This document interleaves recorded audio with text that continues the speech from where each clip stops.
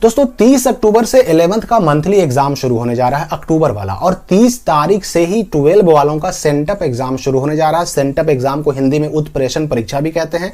और ये sent up exam जो 12 वाला है, ये उन बच्चों का होना है जिनको 2024 के फरवरी महीने में बिहार बोर्ड के एनुअल इंटर की परीक्षा में शामिल होना है।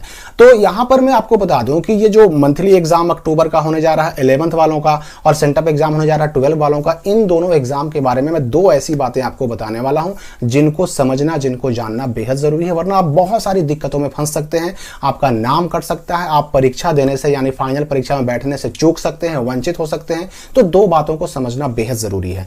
पहली बात तो यह कि जो 11th वालों की जो परीक्षा हो रही है, जो 30 तारीख से ही शुरू होने जा रहा है, इस एग्जामिनेशन में बैठना बिल्कुल आवश्यक है। आपको पता होगा कि इसके बारे में बिहार बोर्ड ने स्पष्ट निर्देश जारी कर दिया है। सभी जिलों को आदेश दे दिया है, स्कूलों को आदेश दे दिया है कि जो भी बच्चा, जो भी छात्र अगर ये मंथली एग्जाम में शामिल नहीं होता तो सीधे उनका नाम काट दिया जाए। और आपको मैं बता दूं कि नाम काटा जा भी रहा है, नाम काटने की प्रक्रिया शुरू हो गई है। तो इसलिए आप मंथली एग्जाम में जरूर बैठें। और आपका जो ये मंथली एग्जाम होगा, अभी जो 30 तारीख से होगा, ये मंथली एग्जाम भी वही 1.5 घंटे का पेपर होगा। और इसमें जो है 50 नंबर के आपके हर एक पेपर होंगे, हर एक एग्जाम होगा। लेकिन जो सेंटअप एग्जाम है, दूसरी बात जो हमारा दूसरा महत्वपूर्ण चीज है वो सेंटअप एग्जाम के बारे में है। सेंटअप एग्जाम के बारे में बता दूं कि सेंटअप एग्जाम के बारे में तो पहले से ही रूल है, पहले से ही नियम है कि सेंटअप एग्जाम में बैठना भी जरूरी है, इसमें पास करना भी जरूरी है। मंथली एग्जाम का तो अभी नियम आया है ना, मंथली एग्जाम का तो इस साल से चल रहा है। लेकिन सेंटअप एग्जाम जब से बिहार बोर्ड का मैट्रिक इंटर का एग्जाम चल रहा है, तब से वो सेंटअप एग्जाम के बारे में रूल चला आ रहा है कि भाई सेंटअप एग्जाम में बच्चों का बैठना भी जरूरी है, पास करना भी जरूरी है। अगर बच्चा कोई सेंटअप एग्जाम में नहीं बैठता या बैठता तो है पर पास नहीं करता, तो ऐसे बच्चों का एडमिट कार्ड ही रोक लेने का आदेश होता है स्कूलों को और कॉलेजों को। तो सेंटअप एग्जाम में बैठना जरूरी है। अब यहां पर सबसे महत्वपूर्ण बात जिस पे आपको गौर करनी है कि 11th का एग्जाम तो 50 नंबर का होगा, 1.5 घंटे का पेपर होगा। लेकिन 12 का जो सेंटअप एग्जाम 30 तारीख से शुरू हो रहा है, ये 1.5 घंटे का नहीं होगा, ये आपका 50 नंबर का नहीं होगा। ये एग्जाम सेम टू सेम उसी पैटर्न पर, उसी सिलेबस पे होगा जिस पैटर्न और जिस सिलेबस पर आपको फरवरी के वार्षिक इंटर का एग्जाम देना है। मतलब 100 नंबर का पेपर रहेगा और 3.25 घंटे आपको समय मिलेगा। 3.25 घंटा मतलब एक पेपर के लिए 3.25 घंटा। इसमें 15 मिनट जो होता है ना, उस सवाल को पढ़कर समझने के लिए एक्स्ट्रा मिलता है। और ये सेम चीज ये फाइनल एग्जाम में भी लागू होता है, यानी 3.25 घंटा वहां पे मिलता है, 15 मिनट एक्स्ट्रा पेपर को यानी क्वेश्चन पेपर को पढ़कर समझने के लिए। तो इंटर का यानी कि 12 का सेंटअप एग्जाम जो हो रहा है, ये आपका सेम उसी सिलेबस, उसी पैटर्न पे होगा जिसका इंटर एग्जाम जिस पैटर्न और जिस सिलेबस पे होने वाला है।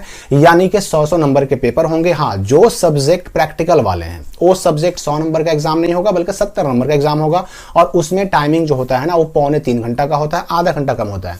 अब भाई कि ये जो 70 नंबर के जो पेपर होंगे वो कौन कौन होंगे भाई? तो देखिए, आईएससी में साइंस में क्या होता है कि फिजिक्स, केमिस्ट्री और बायोलॉजी, ये 3 सब्जेक्ट ऐसे हैं जिसमें प्रैक्टिकल होता है। ये तीनों का जो एग्जाम होगा 70 नंबर का होगा। 30 नंबर का इसका प्रैक्टिकल होगा जो कि आपके अपने ही कॉलेज में होगा। ठीक है, अब आते हैं आर्ट्स की तरफ। तो आर्ट्स में जो है ना, इसमें प्रैक्टिकल होता है आपका होम साइंस में, ज्योग्राफी में, साइकोलॉजी में, म्यूजिक में होता है। ये सारे पेपर आपके 70 नंबर के एग्जाम होंगे। और 30 नंबर का इन सब में क्या होगा? प्रैक्टिकल होगा, सब अपने कॉलेज में। सेंटअप एग्जाम भी आपके अपने कॉलेज में होगा, प्रैक्टिकल भी अपने कॉलेज में होगा, इसका सेंटर कहीं नहीं जाएगा।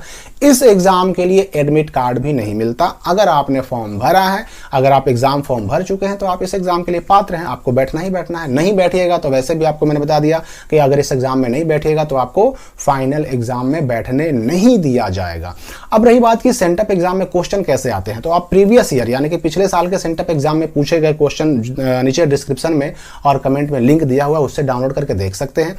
यहां पर जो मैंने कुछ देर पहले बताया कि सेंटअप एग्जाम में बैठना भी जरूरी है, पास करना भी जरूरी है, हो सकता है कि आप टेंशन में आ गए हो, तो टेंशन बिल्कुल नहीं लेना है। अगर आप इस एग्जाम में बैठते हैं ना, तो आपको फेल नहीं किया जाएगा, किसी बच्चे को भी फेल नहीं किया जाता।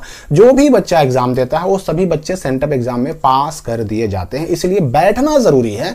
आप बैठ जाएंगे, आपका ये एग्जाम हो जाएगा, रिजल्ट बन करके बिहार बोर्ड को चला जाएगा, बस कोई टेंशन नहीं है। आपका फाइनल एग्जाम भी होगा, फाइनल एडमिट कार्ड भी आएगा, कहीं कोई दिक्कत नहीं होगी। लेकिन नहीं बैठिएगा तो दिक्कत होगी, और बहुत बड़ी दिक्कत होगी। क्योंकि मैंने पहले बताया कि भाई 11th के एग्जाम में ना बैठने पर नाम काटने की बात कही जा रही है, तो फिर 12 का सेंटअप एग्जाम जिसके लिए रूल तो बहुत पहले से चला आ रहा है, उसके लिए अगर नहीं बैठते हैं तो कुछ भी हो सकता है। तो यहां पर आपको ये दोनों बात समझ लेना है कि 11th का होगा मंथली एग्जाम जो कि 50 नंबर का पेपर होगा, 1.5 घंटे का पेपर होगा, जबकि 12 का जो एग्जाम होने वाला है ना, ये होगा सेंटअप एग्जाम जो कि 100 या 70 नंबर का होगा, और इसमें जो टाइमिंग मिलेगा आपको 3.25 घंटे का मिलेगा। इन दोनों एग्जाम में बैठना बेहद जरूरी है, नहीं बैठने पर बहुत सारी दिक्कतें हो सकती हैं। इसकी विशेष जानकारी अगली वीडियो में भी आपको दी जाएगी। तो फिलहाल इस वीडियो के लिए इतना ही, मिलते हैं हम अगली वीडियो में एक नई जानकारी के साथ।